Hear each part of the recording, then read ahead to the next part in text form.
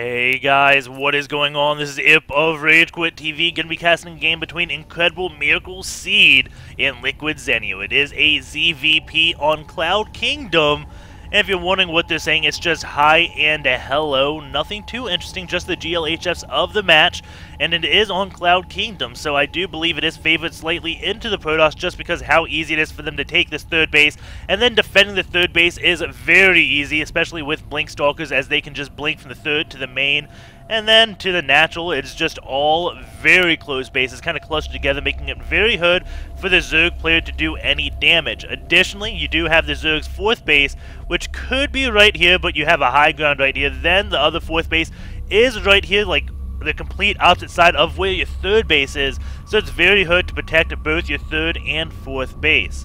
However, you could take a fourth base right here. If Protoss goes to attack this, then you do a counterattack. That's what some Zergs I have seen do. We do have a Probe Scout out by Seed right after his Pylon, and he will either go for a Forge first or a Nexus first. But since this one probe is coming in, we'll be seeing that Zenio doesn't have a hatch at 14 supply. It may be kind of intuitive for him just go Nexus first because he knows, okay, there's not much pressure that can come my way. Cloud Kingdom's a relatively large map, so the Lings have a long way to rush. And this one probe harassing that one drone almost to death. It's at 9 HP and does get pulled on over. We do have the probe now going to be coming back for some more, but Zenio immediately pulling two drones that were on the way back, not even interrupting his mining. Very nice time, and Zenio does go for that 15 pull and Seed. He's got 360 minerals, so he will be going for a Forge. Okay. Could easily go for a Nexus first in this opening from what he's scouted, but maybe I'm wrong. Maybe Lings could actually get in before cannons come down if you go for the Nexus first, so I'm going to be getting that Forge. And note, his Forge was timed a little bit oddly. It was timed to, like, when he had 300 minerals instead of just 150, so maybe he timed it perfectly to be, what was I going to say? So the cannon's done exactly when the Lings could be getting to his base. That is what I wanted to say. So we have a few Lings being built. 4 Lings, is that 6? Nope, just 4 Lings built by Seed. Just enough to deal with any type of pylon that tries to block that. And Seed now can be returning home with this one probe. And I guess I don't mind the Nexus first that much. The Nexus is still up about 50 seconds before the Zerg's hatchery. So that is good for Seed. As long as you get the natural up before the Zerg, you are ahead and you can play defensively. And that is what Seed is doing, and it looks like that cannon is pretty much exactly timed for when the Zerglings would be getting to his base. So that is a little bit interesting. Even though he goes Forge first, he goes for a delayed Forge when he had like 300 minerals, but that allows his cannon to be finished right before any Lings get to his base off that 15 hatch. So Seed, while he doesn't go for the most economical opening with that Nexus first, he does go for a very smart opening, timing that cannon out to those Zerglings. Zenio getting his Overlords in place. Queen going to be walking on down to this hatch. And a lot more Zergs have been comfortable now with taking hatcheries against Protoss and even Terran from just scouting information that they can get, because generally you would see a lot of Zerg players keep their second Overlord back at home just to watch around the hatch, to make sure they don't get cannon rushed or bunker rushed. But a lot of Zergs nowadays just been like, okay, I can keep track of that one probe. I have an Overlord out scouting, or even a drone possibly scouting, so I know when you have a worker by my base to build something. So they send the other Overlord out just to get good scouting information. We do have Zenio taking his third base relatively soon, before the 6-minute mark. It is not uncommon for that to happen. We will see exactly what Seed ends up doing. He is going to be going with a Stargate. And Zenio, will he see those gases? No, he won't. But if he sees those gases, he will know, okay, they were built at the same time, and there's no Forge researching anything. So Zenio probably will have an idea the Stargate is coming out, or even DTs, just because he's going to see a lot of gas being mined but not used. That Forge not upgrading, generally an odd thing to see when you have 2 gases built at the same time, but Zenio not going in with that Overlord to see those gases. It is around 6:40, and around 7:30, that's when the pressure starts coming, so he has to sacrifice before then if he wants to be safe against any 7 gate without having to just blindly overproduce Lings. However, again, he does see the Forge not researching anything, and that is an indicator that it's not going to be a gateway timing. And now the Forge is researching, that is +1. Does start a little bit late. And there is no sentry out. So if Zenio were to do better scouting, he could see, okay, 100 gas has been used here, 50 gas has been used here. There's no sentry. And of course, 50 gas on the side next course. So where is all that other gas going? Because you've mined... How much has he mined? He's mined around 900 gas. And there we go, the border gets shown. So, enough talking about that. But, as I was saying, he's mined quite a bit of gas, around 900, but you only can see 200. The side next course, 50, 50 here, 100 here, so that's 200. The Stargate, 150 gas. And then the Void Ray is another 150. So this is 300 gas right here where all the gas was missing. Hopefully that kind of makes sense. The last time we saw a Protoss do this against Zenio was Todd yesterday. And Zenio did answer it with a lot of mutas. And Todd just got caught way off guard because when that Spire finished, Zenio had banked 1600, 1600. And if you just build 15 Mutalisks, you're going to catch anyone off guard that didn't see that coming by scouting. So we'll see if these Phoenix be a little bit more active than Todd's going up into the natural and main. Not to do any damage, just to get the scouting information to see exactly how Zenio is responding. We do have 3 Spore Callers already building by Zenio. Going to the worker kill count, nothing really. Did kill that one Overlord a little bit ago, and now he has the 3 Phoenix, which is the magic number to start sniping Queens and even workers. One drone does go down, the second one, Spore Caller is up, and Seed is going to be backing on off. The Spore Caller was targeting that Void Ray down. That is the main damage dealer. We have 4 drones killed. Handful of Lings just sitting at this watchtower, mainly waiting for a probe to leave the base, and now we do have a Nexus building for Seed. And not too much going on. The Spire has started for Zenio, and again, I don't like the Spire, but it can be good at dealing with this Stargate play. As long as he doesn't stay on Mutalisks too long, it won't hurt him, but if he plans on doing damage with his Mutas instead of just killing off the Stargate tech, this is going to be horrible for Zenio, just because Seed is a very good Protoss player, and I think he will be able to deal with Mutas. I don't know that much about Seed, but I did see a late game Seed versus Tasia where Tasia just couldn't figure out how to beat Seed, even went up to battle cruisers like, okay, well, BCs will probably work. No, they don't. Seed has a pretty darn good late game, definitely a little bit underrated just because not one of those Protoss who do well in the GSL or GSTL to my knowledge. He may do well, but we do have a few drones now being picked up by Seed. And up to 10 kills so far. Now the Phoenix is going to be going up, going to be picking off even more gas workers. And Overlord's now in trouble. Seed is going to take out that one, try to get this one as well. It looks like, yes, he will get 2 Overlords. That does not supply cap Zenio one bit. Zenio getting a Corruptor out with Mutas to deal with this Phoenix play. Blood Queen's coming out, turning down the one that wasn't injured that much. If that was like this Phoenix, it would have been taken out of the sky, but nope, didn't target that one down. We do have a 4th base out of Zenio way over here just because he is going with Muta play. Muta's not strong at defending, they're strong at harassing, and that means you want to be as far away as the Protoss army as possible. Additionally, you don't want the Protoss army next to your base, so by taking a base way over here, if the Protoss wants to take it out, well, the Mutas are free to do harassment. There's nothing more than that. We do have...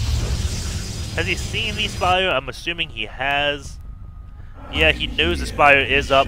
Already has the Twilight Council. Going to be researching Blink before the Mutas even get into his base. Very nicely done by Seed right now. But he's only got 1 cannon at this base, and that is a handful of Mutas. Again, Zenio just building lots of Mutas right off the gate. 18 Mutas are already out on the map. This Spire finished around like 12:30. So he was making, again, a lot of gas. Very confident about knowing this Stargate play and defending minimally. And keeps the 1 Corruptor in. The Corruptor does hopefully absorb damage from those Phoenix because the Phoenix do so much damage to the Mutas, forcing Seed to click individually on the Mutas. You can see the Corruptor staying up ahead, Very nice play by Zenio right now. The Phoenix attacks the Corruptor, and then the Mutas do turn around and kill off the Phoenix. Very beautiful Muta Corruptor control by Zenio. I don't think I've ever even seen a Zerg player do this against Phoenix. Just force them to micro a little bit more, because the Phoenix can just move around and auto-shoot, so if you force them to target the Corruptor, they may get a little bit too close, and of course they all shoot, so that's the time for the Mutas to swoop in, get a volley off, and swoop on back so they can take minimal damage. Templar Archives already being started. We do have more cannons being built at this natural, 3 cannons. And Zenio is staying at Mutas a little bit too long. You can see how Zenio just can't seem to do any damage. He's killed like a Phoenix and 5 workers, not all that much. He has invested so much more in these Mutas than Seed has in his Stargate tech. And the Mutas just aren't paying off. Seed's done more damage. Well, I guess that was cool, killing off a pylon instantly. I think that was. And the Phoenix now attacking that Corruptor. The Mutas allowed to do damage, but there are so many Stalkers here. The Mutas do have to back on off. And they are at 0-1 while these Stalkers are at 1-1. Overseer is going to be falling, and now Zenio is still on retreat with these Mutas. Just can't seem to do any damage. Looks like, yeah, he has lost around 1,200 more than Seed. So Muta's definitely not paying off. However, with these Lings and Banelings, if they can manage to kill off all the Stalkers, then maybe the Mutas will end up paying themselves off. That is a lot of Banelings, with Baneling speed just about done. These Phoenix are going to see the Banelings, and that is definitely good for Seed. Knowing this is coming in, that forces Zenio to kind of go in before speed finishes on his Banelings. That's probably a mistake. It's only going to take a few force fields to absolutely screw this up. There we go. Banelings have to back on up. And speed does finish now for Zenio. Zenio going to be trying to go in to another area, but you can see that Seed already in position, has an Urkon. Those Urkons deal so well with Banelings. You can see 43 damage versus biological, which Banelings are, and they only have 30 HP. So the Urkons can kind of just, like, use the force and make Banelings explode before getting up to the army. It's a very nice kind of counter to those Banelings. More force fields going down, preventing those Banelings from doing anything. Muta's trying to do damage to the Stalker. Storm does go down, killing off a lot of Lings. Zenio has got roaches up. And going over to the workers, it is 86 drones to 81 probes going into the income. You can see that Zenio slightly ahead, way ahead on that gas just because of his 4th base. Actually, is he? It's more than... I think there's 2 guys mining at one of the gases for Seed. But I can't find that out now. A lot of Banelings are coming in. Storms do go down, but oh man, did those probes meet a swift death. And maybe even the Storm kills some. Now 27 workers to just 12.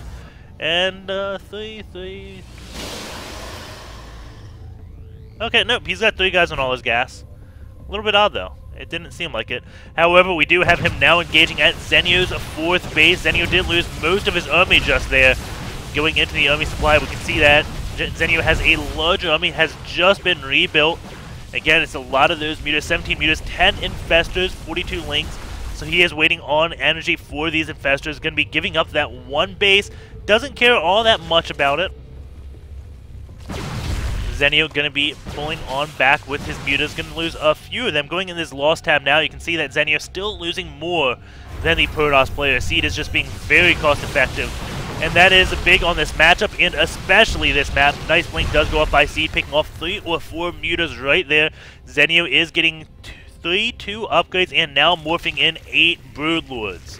And this is a very good thing to do against, well, a Stalker mix. He does have a lot of Infestors hanging out right here. One gets a nice Fungirth off, another Fungirth, and just chaining those Fungals on these Stalkers. And the Muta's got to be careful. There is an Urkon out, so they have to stay split up. Storm is going down, and Zenio is forced to back on off, but there's 8 Broodlords that are now finishing, and they may come just in time to save this 1 base. Letting loose down here, the Stalkers are forced to pull back and see how injured many of them are. 1 Fungirth would just demolish them. And there's Broodlings. I'm not sure if that was like manly micro, but they did target the 1 High Templar, picking that off. Very nice job. And Zenio did command that. Muta's now going to be trying to go in, take this 1 base out. There was a Storm And they are taking out the cannons, but there is an Urkon morphing. Meanwhile, we have Seed taking out Zenio's 4th base, and Zenio going to be retaking it a 5th right there. And there's Broodlord's Urk coming in. Looks like Zenio can hold this off relatively easily, but wait, more Stalkers do come in from the top. There's a lot of Stalkers here, very well split up. Those Infestors have no energy. Uh-oh, Infestors without energy, not that good. Those two immediately fall to the ground. Lynx now coming up to try to take out these Immortals. A lot of Infestors and Broodlords did fall there. Zenio, I don't know what he was thinking with those Infestors, maybe hotkey them with his Lings. And he just lost a lot there, but Seed has lost a lot too. Zenio still ahead in the supply, but his Infestors not really being worth all that much until they gain more energy. And these Mutas at this point in the game are relatively worthless. They're only at 1-0. Protoss is at, what is his ground? Probably 3-3? Nope, 3-1. The Stalkers do quite a bit of damage. It would be so cool if they were at 3-3, but also a Mothership has been started, and that is why Stargate openings are pretty darn good, because, well, you can instantly transition into the Mothership and do it much, much quicker than if you didn't have a Stargate to begin with. So when these Broodlords come out, you don't really get too scared. You throw down your fleet beacon like, okay, got a Mothership. That Templar does storm just in the nick of time. So much blue, killing off a lot of Lings, and now a big whooping of Stalkers does come. Zenio now going to come, finish the job on the Mutas. You can see how quickly they do fall. This one in the deep, deep red, 20 HP. Zenio, 156 supply. A Protoss player has caught up at 150. Very close game right now. This 3rd base still remains, going up into the Workers, 88 drones, 270 probes. And it looks like Seed wants to pick off more bases, even going to be taking a 5th base of his own. And he's going to be coming on down here. There are more Broodlords. These Infestors do have energy, getting a nice long growth. And that one Templar does get a feedback off on those Infestors, and a huge Storm does go off. That hit a lot, killing a lot of those Zerglings. Another Storm does go off. Those Infestors have to stay back, just stay underneath the Broodlord. The base did get sniped, so there's no sense in trying to defend this area, especially when Protoss will have that high ground advantage. And now we do have Seed moving on to take out Zenio's 5th base. Or 4th base. Whatever base this is, it is getting taken out by those Stalkers. And looks like, is it going to fall? Yes, it will fall. And now the Stalker's going to be retreating.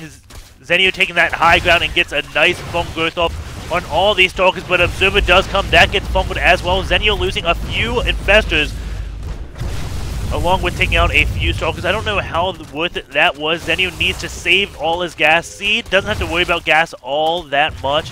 He has a Mothership out and a few Urkons, lots of Templars. While Zenio, he needs to get more Infestors and more Broodlords. If he has to build Infestors that he lost, then he can't build as many Broodlords, and that just isn't good. He is doing a big counterattack with Lings down at the 5th base of Seed. And Seed is going to be whooping in some more Zealots, and looks like he will be able to deal with that. Those Lings are at 3-3, while the Zealots are at 3-1. And that is allowing these Broodlords and Infestors to get into position. Do we have Adrenal Glands? No, we don't. No Adrenal Glands researched. And I don't know why so many Zergs end up just forgetting that research. That is such a crucial one. And the Nexus does fall. I was about to say, if it didn't fall, if it survived with just a sliver of HP, or even like 20% of HP left, that would mean if I had Adrenal Glands, that would have went down. Zenio bringing some Queens down, morphing in more Broods. And it's all going to come down to the Vortexes now of Seed. If Seed can get some good Vortexes off, he will just raffle stomp this Broodlord army. But if he doesn't, if Zenio manages to not Neuro Parasite because he doesn't know it, then it will be bad news. So Zenio definitely going to have a hard time defending this without Neuro Parasite. Has to keep his Broodlord split up, which he isn't doing. They are relatively clumped, and the Mothership just staying in the back right now. Those Broodlings do give vision of it. And Zenio is pulling on back. Has to get his unit split up because one Vortex, if they get half these Broodlords, that is just game over right there. There are a lot of Urkons in this. Seed can just insta-give an unlimited amount of Broodlords. Feedback's going off on those Infestors. Infestors trying to fungal growth everything at this one high ground. Banelings come running in. Another fungal does go. It takes a lot of fungals to kill a Mothership. I don't think I've ever seen anyone be that successful with fungals. So many feedbacks going off right now on all of these infestors, and a big vortex. Oh my god. There it goes. Almost all the broodlords. 3 left in the back. Those Urkons are going to be hopping in, and there we go, even more. And also got those infestors, so they couldn't fungal growth the Urkons to prevent them from going in. You can look at all the broodlords that do just fall down. Oh, that hurts. That hurts so much. And more broodlords. And that is Zenio's army. He is moving in another broodlord, getting an infestor, getting Neuroparasite now. Wishes he had that before. When he kind of fungal growth the mothership out of position. The Stalker's going to be picking off this base, and Zenio looking like he is lost his lead in this game, to say the least. 2 bases will be getting sniped. Now the Stalker's going to try to retreat. I don't know what Zenio has planned. It would be nice if Zergs had a toilet of themselves, but as I was saying, the mothership was fungled like right here, and there goes the GG. But so that means we can go back a little bit. Okay, back just a little bit more.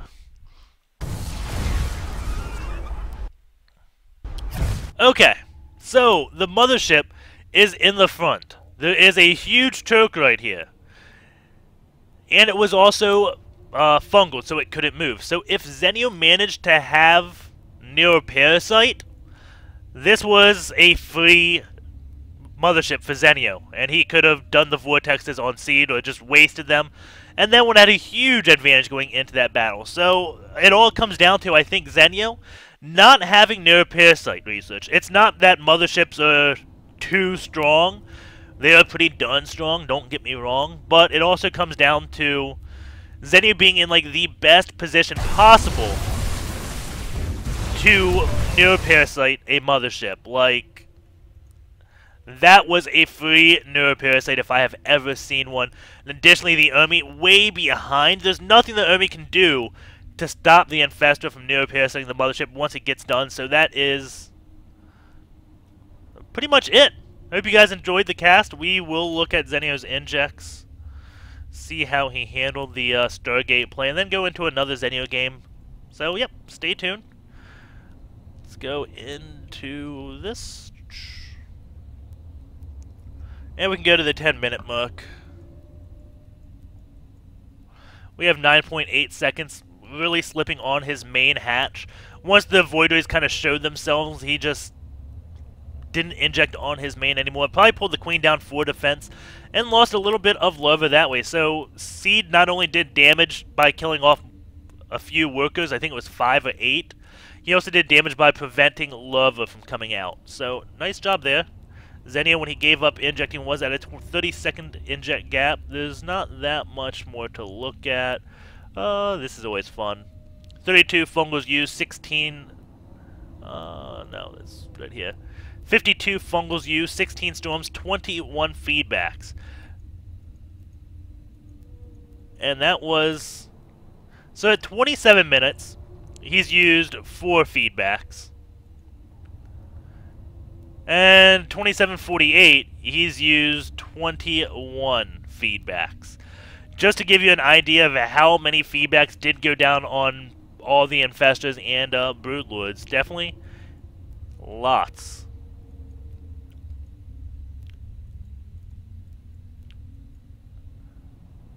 Like 27:19, 4. 27:42, like within 30 seconds, he uses 17 feedbacks. Pretty cool. Hope you guys enjoyed the game. You also have 3 transfuses by, probably more transfuses, 7 transfuses by Zenio. Take care, and I will see you guys next time. If there's anything you want to see of SC2 Gears, please let me know. I just keep this a little bit short now because I have so many replays to do, so don't want to spend too long on analysis when I have, like, literally 30 games to cast.